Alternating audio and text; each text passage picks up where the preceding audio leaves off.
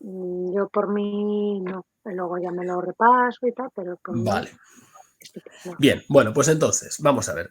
Más cosas que tenemos que tener en cuenta. Ya hemos dicho, ¿no? Estábamos viendo en la sesión de hoy que primero hay que elegir cómo vamos a establecer el procedimiento, si va a ser manipulativo o no manipulativo, etcétera, etcétera. Segundo, vamos a ver cómo vamos a recoger los datos, es decir, cómo vamos a seleccionar, mejor dicho, los elementos que van a formar parte de la muestra. Tercera cosa, tenemos que preparar nuestro instrumental, es decir, tenemos que diseñar la herramienta o herramientas que vamos a utilizar para recoger la información, mejor dicho, recoger los datos, lo que aquí se llama el registro de las variables, instrumentos y procedimiento.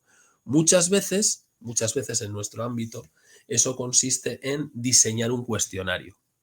¿Vale? Es decir, este apartado 233 en realidad se está refiriendo, porque aquí no estamos hablando de hacer experimentos de física ni nada por el estilo, esto muchas veces se refiere a la creación de un cuestionario y entonces nos mencionan dos ideas importantes.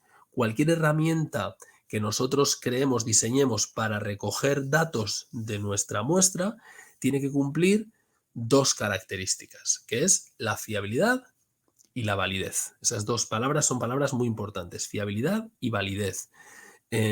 Nuestras herramientas tienen que ser fiables y válidas. ¿Qué quiere decir que una herramienta sea fiable? Una herramienta es fiable cuando al aplicarla repetidas veces siempre nos da el mismo resultado. Por ejemplo, vamos a ver, ¿qué sería un ejemplo de una herramienta que no es fiable? Pues no sé, me imagino que muchos de los que estáis aquí seréis padres y habréis tenido estos termómetros maravillosos que se ponen en la oreja de los niños y miden la temperatura. Bueno, no sé qué experiencia tendréis con esos instrumentos. Para mí, en mi experiencia, no son muy fiables. ¿Por qué? Pues porque los pones en una oreja y te dice que tiene 37,3 y lo pones en la otra oreja y te dice que tiene 38,4. Y ahora cambias otra vez a la primera oreja y te dice que tiene 36,2. Es decir, ese instrumento no es fiable porque ante una misma realidad, que es la temperatura corporal de un niño, la medición, el valor que arroja la medición que yo hago, va cambiando y no tiene mucha explicación. Otro ejemplo de una cosa que no sería fiable, pues imaginad la báscula del baño, ¿no? Te subes a la báscula a la mañana y resulta que marca 75. Te bajas, te vuelves a subir instantáneamente y marca 73. Te bajas, te vuelves a subir y marca 78. Bueno, está claro, eso no es fiable. ¿Vale? ¿Cuándo decimos que algo es fiable? Pues cuando al medir la misma realidad en distintas ocasiones arroja el mismo resultado una y otra vez. ¿Vale? Eso es la fiabilidad. Y la validez significa, en este contexto, la validez significa que ese instrumento mide lo que tiene que medir, que mide aquello para lo que está diseñado, que no mide otra cosa diferente. Imaginad un ejemplo muy tonto. Si yo me subo a la báscula del baño y me dice 1,77, pues eso no es válido porque me está dando la altura un instrumento que está pensado para medir el peso. ¿Vale? Es un ejemplo muy tonto, lo sé. Pero en nuestro ámbito, pues muchas veces se acusa a las escalas de inteligencia, a las escalas de medición del coeficiente intelectual, se les acusa de que no miden realmente la inteligencia, sino que miden otra cosa diferente, ¿no? El nivel de adaptación de esa persona a los conocimientos o a la realidad de la cultura occidental actual. Es decir, la validez lo que está buscando es ver si efectivamente el instrumento que hemos creado mide aquello que se supone que tiene que medir y no otra cosa diferente. Y muchas veces hay instrumentos que ya están creados, es decir, si yo quiero medir pues, el CI de alguien, hay un instrumento que está, bueno, hay muchos instrumentos que lo miden y lo puedo utilizar, es decir, podría utilizar algo que ya existe de antes, o puede ser que tengamos que crear nosotros ad hoc, es decir, para eso ex profeso, que tengamos que crear un instrumento para medir esa cosa que queremos medir. Y esto pasa mucho en nuestro ámbito, ¿no? Quiero desarrollar un concepto nuevo y tengo que pensar cómo demonios genero yo un cuestionario, una escala de medida que, bueno, pues que pueda medir ese concepto. Y eso pues será lo que nos contarán en psicometría el año que viene. Así que, pues ahí terminamos con eso. Vale. Siguiente punto, análisis de los datos. Bueno, pues esto es lo que se hace en la parte de introducción, análisis de datos y en la asignatura de segundo, ¿no? La que tenemos que también va de lo mismo. Lo veíamos el otro día también en la otra asignatura. ¿Qué buscamos con el análisis de los datos? Bueno, pues ya que hemos recogido los datos, se supone que lo hemos hecho bien, ¿no? Hemos seleccionado nuestra muestra, hemos aplicado unos instrumentos de medida correctos, tenemos el conjunto de datos y ahora ¿qué vamos a hacer con ellos? Pues vamos a analizarlos, porque los datos sin más no me dicen nada. Yo necesito procesar los datos para conseguir tener información, que es lo que yo quiero. Los datos sin más no me dicen nada. Quiero tener información. Entonces, no sé por qué me he ido de donde... Aquí estaba. Vale. Entonces, ¿cómo puedo hacer esto de analizar los datos? Pues ya lo sabéis, hay dos enfoques, la estadística descriptiva y la estadística inferencial. ¿Qué busca la estadística descriptiva? Pues la estadística descriptiva persigue obtener fotografías de lo que pasa, nada más, sea en una muestra, sea en una población, solamente eso. ¿Qué pasa ahí? ¿Cómo es? Nos cuenta qué ocurre. Nos cuenta pues la media, la mediana, la moda, la varianza, la distribución de frecuencias, lo que sea, pero sin ningún afán de que eso que estamos viendo en ese colectivo lo extrapolemos a ningún otro colectivo. Eso es lo que busca la estadística descriptiva. Mientras que la inferencial hace lo mismo, pero con un afán adicional, que es generalizar. Es decir, la idea de inferencia es esto que ocurre en mi muestra lo puedo generalizar a la población. Esa es la idea que está detrás. Y por tanto, la estadística inferencial exigirá que cuando hemos hecho el muestreo hayamos seguido un enfoque de tipo probabilístico. Porque si no, como decíamos antes, si el enfoque es de tipo no probabilístico, no se puede generalizar a la población. Vale, por tanto, solamente haremos inferencia estadística cuando hayamos hecho un muestreo de tipo probabilístico en el que el azar ha tenido su papel. ¿Vale? ¿Hasta aquí vamos bien? Sí. Vamos. Bien, entonces, claro, este es un resumen terrible de lo que luego nos van a ir contando en la asignatura de análisis de datos, ¿no? Y no solo eso, sino en este año y el siguiente. Pero nos cuentan que aquí básicamente lo que nos dicen es hay que ser muy cauto a la hora de elegir la herramienta de análisis de datos, porque en función de qué datos tengas, cuál sea su naturaleza, cómo se hayan medido, etcétera, etcétera, podrás usar unas herramientas o podrás usar otras. Y entonces nos dicen, oye, mira, hay varios enfoques, ¿no? Hay, claro, según el nivel de medida, ya lo sabemos, si es nominal, ordinal, de intervalo o de razón, pues podré usar ciertas cosas o no. Por ejemplo, con variables nominales podré usar la moda, pero no podré usar la mediana, ni podré usar la media. O yo qué sé, si he hecho un diseño experimental, entonces tendré que usar un test de análisis de varianza de no sé qué estilo, pero si he usado un diseño ex post facto, pues no podré hacer ese tipo de análisis de datos porque no me dan los datos para hacer eso. Es decir, el nivel de medida de las variables, cómo hayamos medido las variables, cómo hayamos elegido qué es la recogida de datos, si es probabilístico o no es probabilístico. Determinan todas esas cosas, van a determinar las técnicas de análisis que podemos utilizar para analizar esos datos. ¿Vale? Eso es lo que nos cuentan aquí básicamente. Bueno, esta idea yo no sé cómo la ponen aquí, porque este concepto, no sé si le habéis echado un vistazo a esto, pero es una parte bastante confusa, confusa. No es que sea confusa, es bastante complicado explicar esto. Voy a intentar contarlo de la forma más esquemática posible. Y con esto ya terminaríamos esta parte del capítulo. Mirad, si recordáis el día pasado, hablábamos de que había la hipótesis de investigación y por otra parte estaba la hipótesis estadística. Voy a volver hacia arriba a ver si lo localizo. Eso estaba por aquí. Sí, eso es. Mirad, ¿os acordáis de esto? Hablábamos de que en una fase anterior, ¿no? Una vez que has estudiado la literatura, etcétera, tienes que lanzar una hipótesis de investigación, que es una conjetura que tú lanzas sobre la opinión que tú tienes de por qué está ocurriendo eso que estás observando, ¿no? La hipótesis de investigación. Por ejemplo, yo puedo decir, oye, resulta que creo que el nuevo enfoque terapéutico o el nuevo medicamento va a ser mejor que el anterior. ¿Por qué? Pues porque creo que es mejor, porque sus componentes son mejores y creo que esto es lo que va a ocurrir. Hay una relación clara entre el medicamento que voy a utilizar y la tasa de curación, por ejemplo, ¿vale? Y esa es la hipótesis de la investigación. Perdonad, ¿eh? Vale. Esa hipótesis de investigación, que marcaba siempre una relación de esto va a ser mejor que o esto va a ser peor que, la teníamos que transformar en lo que llamábamos la hipótesis estadística. Y surgía esta dicotomía, ¿no? esta pareja de la hipótesis nula y la alternativa. Y os decía el otro día, la hipótesis de investigación pasa a estar en la alternativa. Esto siempre es así. De hecho, borré el prácticamente porque alguien me dijo, ¿puedes borrar el prácticamente? Sí, lo quitamos, ¿no?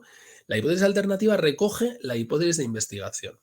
Y la nula, la hipótesis nula, es la que afirma que no hay ninguna relación. Entonces, vuelvo a explicarlo, ¿no? Si mi hipótesis es el medicamento nuevo es mejor que el antiguo, la hipótesis alternativa sería esa. El medicamento nuevo es mejor que el antiguo. Y la nula sería no hay diferencias entre los medicamentos. Son los dos igual de eficientes o igual de eficaces. ¿Vale? Siempre pasa eso. La hipótesis nula afirma no hay diferencias. Los dos medicamentos son iguales. O no hay diferencias. Utilice el método que utilice para enseñar a hacer raíces cuadradas, el desempeño es el mismo. Eso es lo que dice la nula. Y la alternativa dice, no. Es mejor el método, por ejemplo, el nuevo, es mejor que el antiguo. Bueno, pues ahora estamos en el momento en el que hemos recogido datos, ¿vale? Y tenemos que tomar la decisión sobre si mi hipótesis de investigación es correcta o no es correcta, porque al fin y al cabo de eso va la historia, ¿no? Yo he formulado una hipótesis para ver si es correcta o no. Y ahora recojo datos y esos datos son mi evidencia empírica a favor o en contra de mi hipótesis. Bueno, pues los datos que nosotros hemos recogido, esos datos, a través de una selección aleatoria o como haya sido, y analizados convenientemente con la técnica estadística correspondiente, forman lo que se llama la evidencia estadística o la evidencia empírica. ¿La evidencia empírica qué es? La evidencia empírica es el resumen de todos los datos que yo he recogido y que he procesado, ¿vale? Vamos a imaginar, por ejemplo, que estamos interesados en ver, vamos a un caso concreto, diferencias salariales en España. Y entonces decimos, hipótesis de investigación. El salario medio de las mujeres es menor que el de los hombres. Esa sería mi hipótesis de investigación. Hipótesis alternativa, la misma. El salario medio de las mujeres es menor que el de los hombres, ¿vale? ¿Y cuál sería la nula? La hipótesis nula sería no hay diferencias salariales. Hombres y mujeres cobran por término medio lo mismo. ¿Se entiende este esquema? Sí. Vale, ahora, ese es un esquema puramente hipotético, fijaos, ¿no? Hipótesis de investigación, nula y alternativa. Recordemos, la nula dice no hay diferencias. La alternativa dice mujeres cobran menos que hombres, ¿vale? Entonces, ¿qué es la evidencia empírica? La evidencia empírica es todo el trabajo que yo he hecho. He salido a la calle, he seleccionado a un montón de personas, les he hecho una encuesta, entre otras preguntas les he preguntado cuál es su salario, he calculado la media y resulta que en la muestra que yo tengo, la media de los hombres es, vamos a poner, 1.000 euros y la media de las mujeres, es 800 euros. Bueno, pues esos elementos forman la evidencia empírica, es decir, lo que mis ojos han visto en la realidad. Lo de antes era una hipótesis, pero ahora tengo evidencia empírica. He salido a la calle y he recogido datos y mis datos dicen que en la muestra que yo tengo, que se supone que es representativa de la población, las mujeres por término medio cobran 800 y los hombres cobran 1.000. ¿Vale? Esa es la evidencia empírica. Entonces, ¿cómo hacemos para juntar o para contrastar esa evidencia empírica con la hipótesis que yo tenía? Bueno, pues a eso se le llama el contraste de hipótesis. Es lo que nos cuentan aquí. El contraste de hipótesis es una especie de pelea, una especie de batalla entre la idea que yo tenía, que la he llamado hipótesis nula, que dice, recordad, hombres y mujeres cobran lo mismo, no hay diferencias, y la evidencia que yo tengo en el colectivo que yo he analizado, que es mi muestra de hombres y mujeres, y en ese colectivo resulta que las mujeres cobran 200 euros menos que los hombres. Ahora, pongo las dos cosas en común. Y cuando pongo esas dos cosas en común mediante procedimientos estadísticos que no nos detallan en el libro, pero que ya nos contarán en otras asignaturas, resulta que se calcula un índice. Y esta es la clave. El índice se llama el valor de probabilidad o el p-valor o probabilidad crítica. Este concepto que aparece aquí, que es un concepto importantísimo en estadística. Este concepto lo que mide, este valor de probabilidad, lo que mide es cómo de compatibles son la hipótesis nula y la evidencia empírica que yo tengo. Eso es lo que mide, el valor de probabilidad. Se llama p-valor, por resumir. Vamos a llamarlo así, el p-valor. El p-valor mide eso. la compatibilidad entre los datos que yo he recogido, la evidencia empírica, y mi hipótesis que decía que, oye, que no hay diferencias salariales. Entonces, vamos a imaginar una situación. Resulta que mi hipótesis es la que digo, no hay diferencias. Voy al colectivo y me encuentro que los hombres cobran por término medio 3.000 euros y las mujeres cobran 200. ¿Cómo sería este valor de probabilidad? ¿Alto o bajo?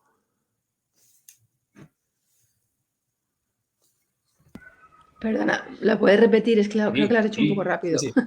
Hipótesis nula. La hipótesis es, hombres y mujeres cobran igual, ¿vale?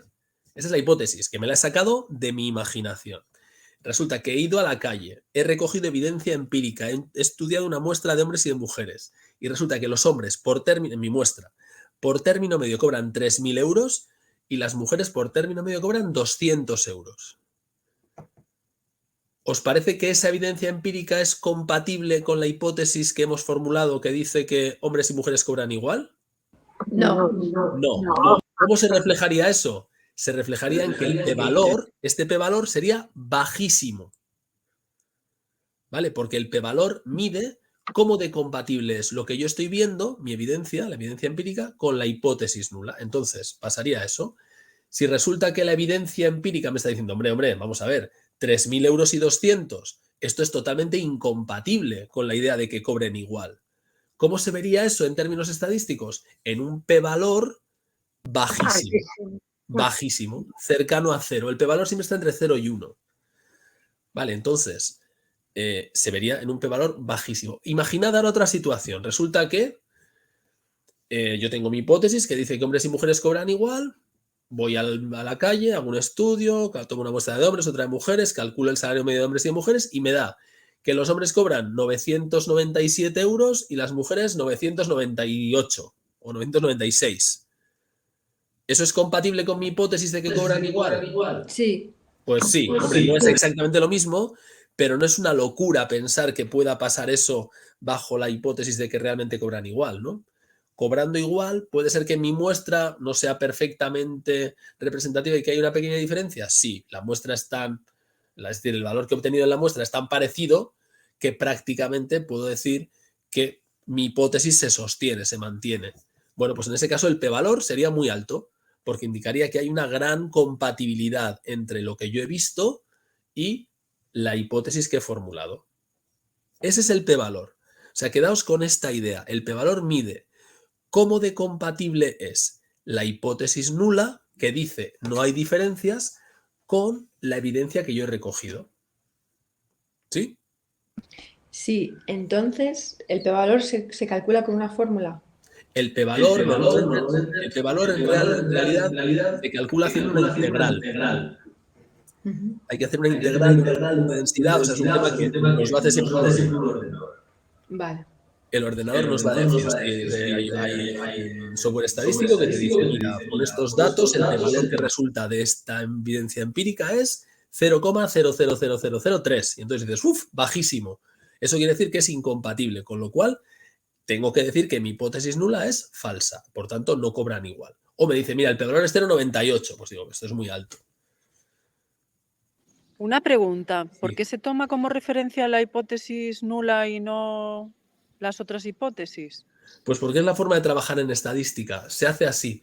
Y es un enfoque criticado, porque realmente en estadística lo que hacemos es decir, la hipótesis nula es cierta mientras no se demuestre lo contrario. Es decir, de partida es un esquema muy similar a lo que ocurre en un juicio, ¿no? El acusado es inocente mientras no se demuestre lo contrario. Bueno, pues aquí pasa lo mismo, ¿no? Lo que tú afirmas en la hipótesis nula es lo que vas a mantener como cierto, salvo que cuando sales fuera recojas evidencia que vaya muy en contra de eso. Pero se hace así porque el que lo inventó, que fue Fisher, pues lo inventó de esta forma. ¿Y sería quizás para no manipular los resultados? Para que no manipulemos los que hacemos estudios. Pues lo desconozco. No lo No sé. sé, se me ocurre de repente. No lo sé. No lo sé. Y como no lo sé, pues no os voy a decir lo que no sé porque no lo sé. Bien, y otro concepto importante es el de nivel de significación. Claro, porque estamos diciendo, mira, este p-valor, que nos queda ya claro que mide la compatibilidad, va entre 0 y 1. Si está cerca de 0, indica baja compatibilidad. Si está cerca de 1, indica alta compatibilidad. Pero ¿dónde pongo el punto de corte? Es decir, ¿dónde establezco el umbral por debajo del cual digo que es muy pequeño y por encima del cual digo que no es tan pequeño? Bueno, pues a ese umbral se le llama el nivel de significación, que es algo que elige cada cual. ¿Vale? Es decir, normalmente este nivel alfa, se le llama alfa, se coloca en el 0,05. Y es una cosa que elegimos nosotros, insisto, puede estar en 0,05, 0,10, 0,01, pero marca el umbral. Con lo cual, si el p-valor, ese índice de compatibilidad, está por debajo de alfa, entonces diremos que es bajo. Está por debajo del umbral que hemos marcado, es bajo. Por tanto, indica que hipótesis nula y evidencia son incompatibles. Y si está por encima, entonces diremos que es compatible, que es alto. Por tanto, la evidencia empírica y la hipótesis son compatibles.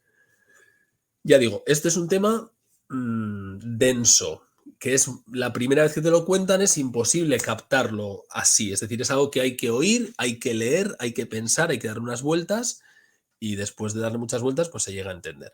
Pero las ideas clave aquí son que hay una hipótesis nula y una evidencia.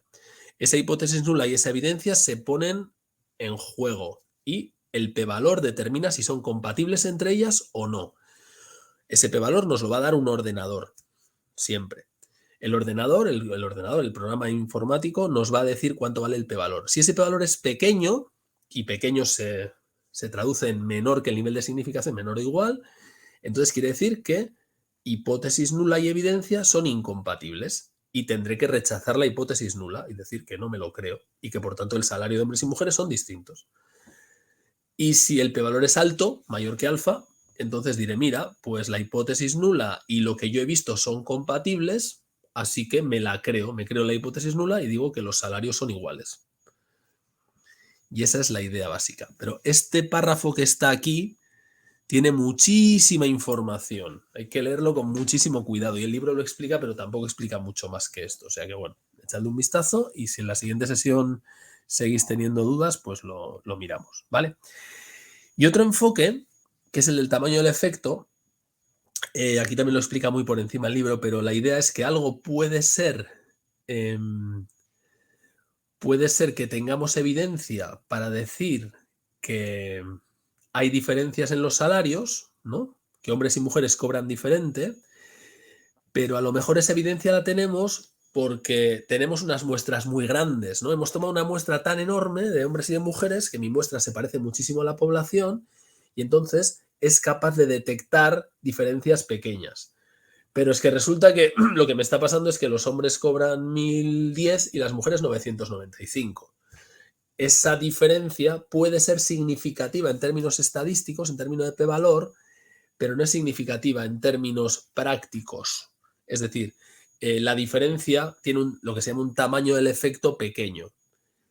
Es otro enfoque que lo que dice es, cuidado, no toda hipótesis nula rechazada por la estadística, es decir, no cada vez que la estadística detecta que hombres y mujeres, por ejemplo, ¿no?, cobran salarios diferentes, esa diferencia detectada es una diferencia sustancial. Además de ver que estadísticamente es significativa, que es lo que se ve con el p-valor, tenemos que ver que esa diferencia es sustancial, que es importante, que hay una diferencia con un tamaño grande, y es lo que se mide mediante un procedimiento que se llama el tamaño del efecto. Luego esto es como una especie de exigencia adicional. Además de que la diferencia sea significativa en términos estadísticos, exigimos que sea significativa en términos prácticos, que esa diferencia sea sustancial. Vale, no le demos más vueltas porque no explican más. Bien. Y ya está, quiero decir, porque a partir de aquí lo que nos cuenta el libro es, pues que bueno, que una vez que tenemos ya esos resultados, ¿no?, hemos recogido los datos, los hemos analizado, los tenemos que interpretar. Y lógicamente los resultados hay que interpretarlos dentro de todo ese proceso que definimos el primer día, ¿no? Desde formulación de hipótesis, los diversos pasos que teníamos. Claro, si yo formulo unas hipótesis determinadas y he recogido unos datos y ahora he rechazado esas hipótesis, pues tendré que ver cómo se reconcilia los datos que yo he obtenido y mis conclusiones con lo que la literatura decía sobre el fenómeno que estoy estudiando, ¿no? Y todo eso lo tendré que, bueno, pues que encajar, tendré que imbricar, si queréis, mis conclusiones en lo que venían diciendo otros autores sobre ese fenómeno que estaban estudiando. Y si mis conclusiones apoyan algunas teorías previas, lo tendré que destacar. Y si mis resultados contradicen algunas teorías previas, tendré que explicar por qué creo que mis resultados contradicen esas teorías, ¿vale? Y eso es lo que se llama, pues aquí lo cuentan, dice, una vez analizados los datos, los resultados deben ser interpretados en relación con las hipótesis planteadas, las preguntas de investigación. Esto en los artículos que se publican se llama el apartado de la discusión. Discuto no en el sentido de tengo una bronca, sino discuto, ¿no? Argumento los resultados y trato de encajar mis resultados con lo que se sabía antes, con el conocimiento previo que había sobre ese fenómeno. La idea, como siempre, es avanzar, que la ciencia avance. Por tanto, si mis resultados apoyan algo previo, pues lo fortalecerá y tengo que destacar, mis resultados apoyan las teorías de tal, y por tanto, pues esto ocurre tal. Y si va en contra de algo, pues tendré que decir, oye, pues los resultados que tengo aquí van en contra de lo que decía no sé quién, así que esto queda en entredicho, etcétera, etcétera. Y por supuesto es muy importante también la parte de limitaciones del estudio, es decir, qué cosas hemos hecho, no voy a decir mal, pero no tan bien como nos habría gustado. Imaginad, pues mi muestreo no ha sido maravilloso, pues no sé por qué, o me he visto obligado a hacer esto de esta manera y por tanto supone una limitación. Y también qué cosas quedan pendientes, porque es imposible que con una investigación cerremos todas las líneas que estaban pendientes. Entonces decimos, bueno, quedaría pendiente estudiar esto, o a la luz de los resultados que tengo, que son contradictorios con no sé cuál teoría, resulta que se abre aquí una puerta para estudiar no sé qué otra cosa. Bien, pues eso se llamarían las limitaciones y las futuras líneas de investigación. Y eso conviene incluirlo en un apartado final de los artículos que se llama el apartado de discusión. Y después pues hay que escribir el artículo o el informe en el que se cuenta todo esto y conseguir que te lo publiquen, que es a lo que nos dedicamos, pues los que nos dedicamos a este tipo de cosas, que es a intentar publicar artículos en revistas científicas. Y entonces, bueno, pues todo eso es lo que nos contarán cómo se hace al final, en el capítulo 11. Y ya está. Y viene un apartado aquí final, que este ya, pues obviamente, pues esto yo no sé mucho de ética en el proceso de investigación, así que esto os lo dejo para que lo miréis vosotros con tranquilidad en el libro, que está muy bien explicado. Con esto terminaríamos el capítulo 2. ¿Preguntas? Uy, no. Yo te iba a decir que el apartado ese de ética de las 15 páginas hasta las 100, que lo hiciésemos nosotros, y si alguien tiene alguna duda que la plantee al principio de la siguiente clase. Sí. Porque si no, yo creo que es más importante pasar al 3, que es lo de la validez. Sí. Lo de la ética es más o menos igual en todos los sitios. La ética... Sí, y además yo de ese tema, ya os lo digo, yo, vamos, sé lo que pone ahí, pero no sé más. Es decir, de otros temas os puedo contar cosas, pero de este tema de ética en la investigación, pues lo que pone ahí y ya está, con lo cual no aporto nada, no aporta nada que os lo cuente. Perfecto. Vale, entonces a mí sí que me gustaría, en 5 minutos aunque sea, comentar un pelín del tema 3, solo para empezarlo. Simplemente el principio, porque el tema 3 es muy importante, pero es bastante más sencillo de lo que parece. Yo creo que es un tema que puede tener así a primeras bastante enjundia, lo ves dices, ostras, esto se puede complicar, pero en realidad hay 4 conceptos básicos que hay que entender. Sí me gustaría solamente empezar con él y dejarlo ya empezado. Entonces, 5 minutos, no os quito más tiempo, ¿vale? La idea del tema 3 es el de la validez de las conclusiones de la investigación. Entonces hay una pregunta al principio que es clarísima. Yo leo un artículo científico de una revista científica, me leo el artículo, me leo el resumen que aparece al principio y me cuenta una historia. Y entonces yo tengo que decidir si me creo esa historia o no me creo esa historia. Es decir, yo qué sé, estamos todos los días leyendo, viendo artículos, ¿no? Aparece una nueva cura contra el cáncer, no sé qué, y decimos, oh, qué maravilla, tal. Bueno, vamos a ver qué nos está contando, porque la noticia puede ser muy esperanzadora, muy esperada, muy buena, etcétera, pero a lo mejor cuando empiezas a hurgar y empiezas a rascar detrás de eso, resulta que pues no hay tanta evidencia como a priori podríamos pensar por la espectacularidad de lo que están diciendo, ¿no? Entonces, este capítulo va de eso, va de cómo podemos evaluar si esa gran noticia o esa noticia, no gran, esa noticia que nos está dando esa publicación es algo creíble o es algo que no es tan creíble. Entonces, lo definen muy bien aquí. Dice, mira, la validez se asocia con el grado de certeza de una afirmación. Me la creo, es decir, ¿son válidas las conclusiones que alcanza? ¿Son suficientemente robustas las pruebas, las evidencias en las que se apoyan esas conclusiones? ¿O esto es un coloso con pies de barro que si lo empujamos se va a caer? Esa es la cuestión, porque oye, la estatua ha quedado muy bien, pero esto está construido sobre unos cimientos que no se aguantan. Pues hombre, si eso es así, eso no tiene validez. Y este capítulo va efectivamente de verificar si los cimientos sobre los que está construido todo ese edificio tan exuberante, pues resulta que son cimientos sólidos o son cimientos que a nada que haya una pequeña oscilación se van a ceder y se nos va a caer todo el edificio abajo. Entonces, lo dice muy bien aquí, ¿no? La validez es el grado de seguridad con el que se puede considerar cierta una inferencia por estar basada en evidencias relevantes. Y también dice muy bien el libro, dice, la validez no es absoluta, es decir, algo no es absolutamente válido y es seguro que esto esté bien, ni algo es absolutamente inválido y es absolutamente seguro que no valga para nada. No, hay grados de validez en función de que se cumplan ciertos criterios. Nos iremos creyendo más que esas conclusiones que se han alcanzado son razonables y si empezamos a ver que ese trabajo, ese estudio ha seguido unos procedimientos pues bueno, que se podrían poner en entredicho, empezamos a decir, oye, esto que estás haciendo aquí es un poquito, no sé, no parece que esto sea muy razonable y por tanto empiezo a dejar de creer en estas conclusiones tan rimbombantes y tan, no sé, tan fuertes que estabas planteando, ¿no? Esa es la idea básica, o sea que la validez es el criterio, el conjunto de criterios que nos van a permitir decir, oye, ¿me creo esto que me están contando o no me lo creo porque es un poco chapuza, para entendernos? Bien, y entonces hasta aquí es donde quiero llegar, solamente comentar estas 4 cosas, que son los 4 puntos básicos en donde la podemos liar. Si pasa alguna de estas 4 cosas, pasa mal, quiero decir, si alguna de estas 4 cosas se hace mal, es cuando empezaremos a poner en entredicho los resultados de esa investigación. Y nos hablan de, bueno, hay más valideces, pero bueno, estas son las fundamentales. La validez de constructo, la validez interna, la validez de conclusión estadística y la validez externa. Entonces, para que nos queden estas 4 ideas claves. ¿Qué es la validez de constructo?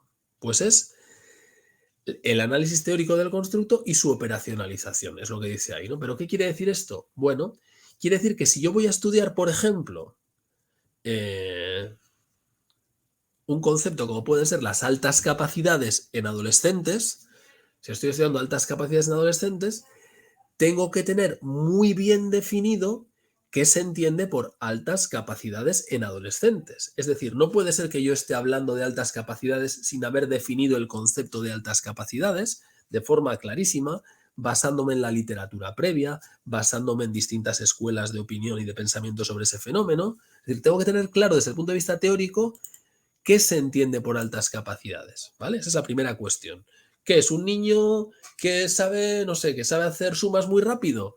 ¿O qué tiene que ser? No, pues resulta que habrá que ver qué se entiende por una persona con altas capacidades. Y lo siguiente, su operacionalización.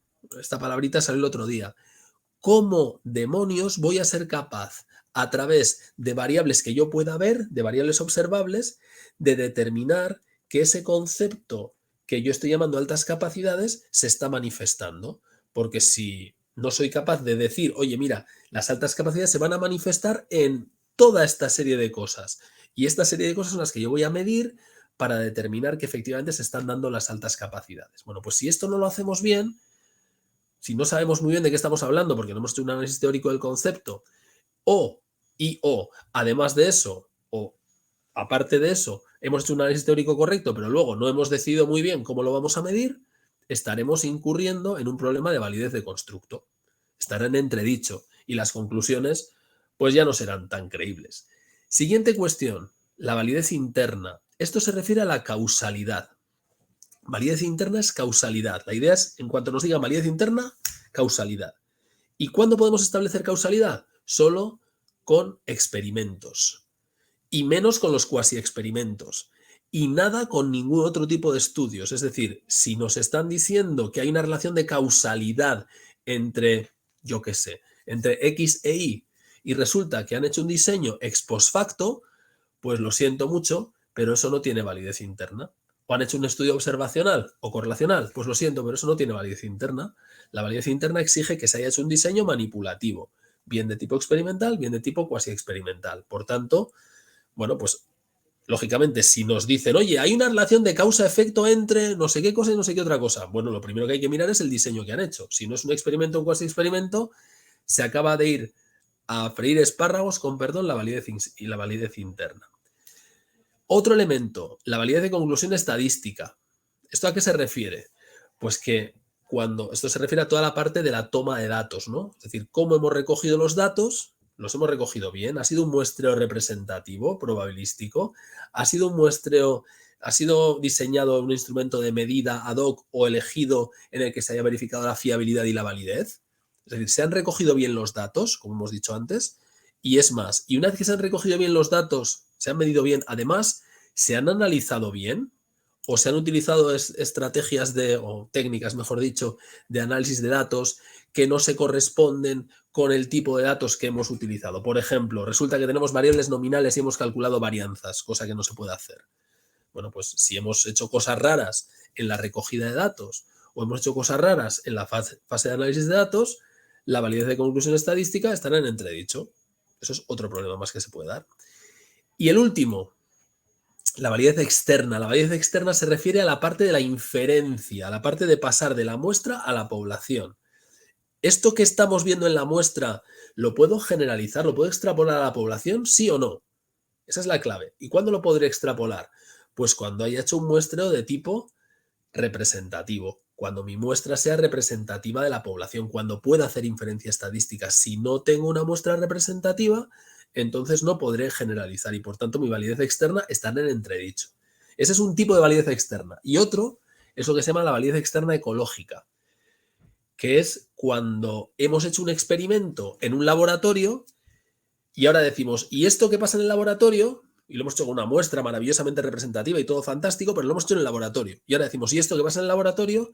También pasa en la vida en general, en la vida real. Nos puede decir, oiga, cuidado, en el laboratorio pasan cosas, pero luego en la vida real hay muchos más factores que no se pueden controlar y, por tanto, a lo mejor eso que usted ha visto en el laboratorio, pues no se puede generalizar a la población porque está pasando usted de una realidad controlada a una realidad incontrolada, ¿no? Eso es lo que se llama la validez externa ecológica. Y esto es de lo que va el capítulo. Es decir, el próximo día lo que tenemos que hacer es ir entrando en cada uno de estos 4 elementos en detalle para ver qué cosas pueden pasar para que no funcione bien la validez de constructo, o la interna, o la de conclusión estadística, o la externa. Pero la idea importante es esta. El capítulo va de detectar qué cosas pueden ir mal. Vale, y ya con esto me quedo más tranquilo porque por lo menos hemos empezado. ¿Preguntas, comentarios? Vaya chapa hoy, ¿no? No, chaval. Ha estado bien. No. ¿Qué me No, contáis? no, está muy bien. Una pregunta. Entonces, solamente se puede hacer inferencias estadísticas con muestreos probabilísticos, ¿verdad? Eso es. Vale. Entonces, todos los demás estudios que no son probabilísticos, ¿cómo se puede hacer algo fiable con ellos después de los resultados? Bueno, lo que vamos a ver, puedes hacer un muestreo no probabilístico, como decíamos antes, ¿no? Con la intención de acercarte por primera vez a un problema. Entonces, si tú te acercas a un problema por primera vez, la pretensión es explorar lo que pasa ahí, no quieres nada más, puedes hacer un estudio de tipo no probabilístico, pero siempre tienes que tener muy en cuenta que lo que tú encuentras en esa muestra no puedes extrapolarlo más allá. Podrás decir, mira, he visto esto en mi muestra y por tanto esto sugiere que quizás en la población pudiera ocurrir, pero no me atrevo a decir. Vale. Hay que ser muy cauto con eso y además, es decir, me ha pasado muchas veces oír esas críticas. Pero usted tiene una muestra de tipo no probabilístico. No haga afirmaciones más allá de la muestra que tiene porque no está usted en disposición. El artículo de Juanjo. Gracias.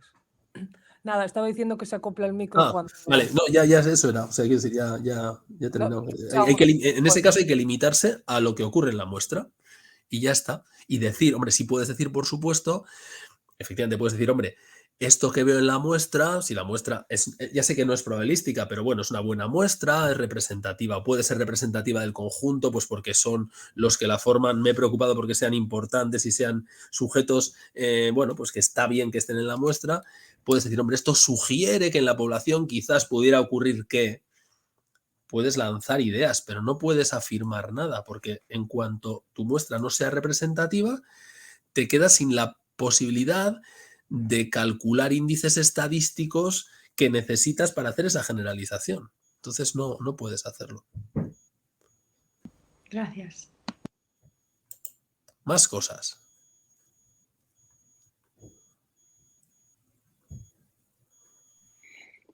Enviaron al mail privado una encuesta para rellenar de un estudio. Sí. Y yo creo que va un poco los tiros por aquí, por lo del tema de la validez. Te enviaban una noticia y tú tenías que decir si pensabas que era falsa, si no, en una escala de estas de Likert. Ajá. ¿Pero quién mandaba eso? Creo que era del ED. Al equipo docente. Ajá. Sí. Hemos recibido varias, yo he recibido varias de psicología social, la verdad es que no les he hecho demasiado caso, porque estaba en otras cosas, pero bueno, pues sí, eso es posible.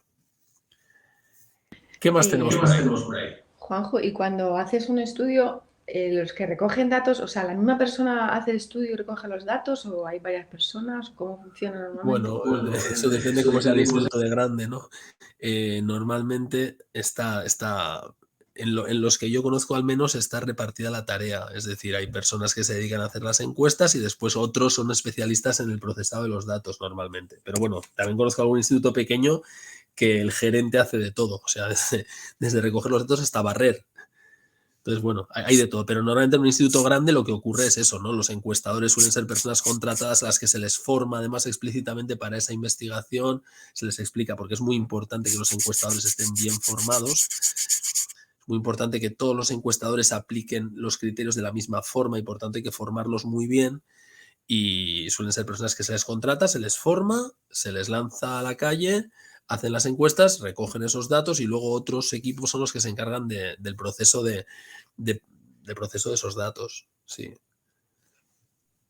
Depende del dinero. Gracias. Depende, lógicamente, pues de los recursos que tenga el Instituto de Investigación. Y hoy en día también hay muchísimas encuestas que se hacen ya a través de sistema online, obviamente, sistemas telefónicos también, eso ya es más antiguo, pero en esos sistemas telefónicos, por ejemplo, hay un sistema que se llama el CATI, que es Computer Assisted Telephone Interview, o sea, entrevista telefónica asistida por ordenador, se llama sistema CATI, más viejo que el hilo negro, y esto ya lo que hace es que incorpora, mientras estás haciendo la entrevista o la encuesta telefónicamente, automáticamente las respuestas se van alimentando en el ordenador y eso ya forma parte de la base de datos, con lo cual te evitas el doloroso proceso de tomar los cuestionarios en papel y picar los datos en una base de datos, que es trabajoso y fuente de error además.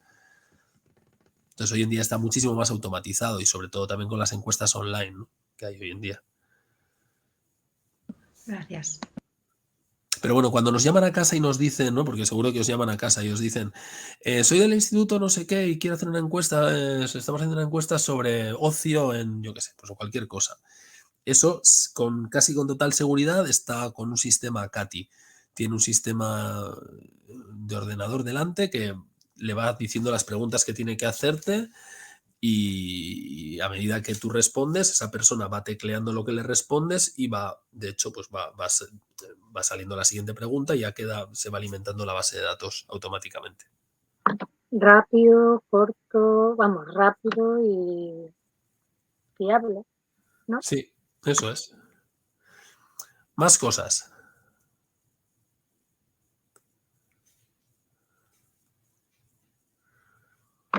Creo que nos has dejado mudos como para darle un repaso a todo. Bueno, Pues nada, mucho ánimo. El lunes nos vemos con la de análisis y el siguiente día con esta, ya el capítulo 3 yo creo que va a ser muy rápido y nos metemos con el 4, ¿vale? Mil gracias. Así que nada, que paséis buen fin de semana y nos vemos el lunes si queréis por aquí, ¿vale? Juanjo, para el lunes, ¿qué nos preparamos? Para el lunes, ¿qué nos preparamos? Bueno, análisis de datos, ¿no? Sí, pero que... O sea, estábamos con el tema de los perfiles, ¿no? Lo que nos toca es, os pasé una hoja de cálculo, compartí con vosotros una hoja de cálculo, creo recordar, ¿no? Sí. Sobre esa hoja de cálculo, lo que haremos será pues empezar a hacer ejercicios prácticos sobre cómo calculo la media, cómo calculo el percentil, no sé qué. O sea que el próximo día va a ser un poco de calculadora y hojas y trabajar un poco. Muchas gracias, Juan José, por la clase. Ponernos las pilas el fin de semana. Perdón, que gracias. No, que digo que a trabajar el fin de semana para poder el lunes estar ahí. Eso es, a las 11:30 nos vemos entonces, ¿vale? Gracias, Juanjo. Bueno, a vosotros. Agur, buen fin de semana. Gracias. Hasta luego. Chao. Buen fin de semana a todos. Chao.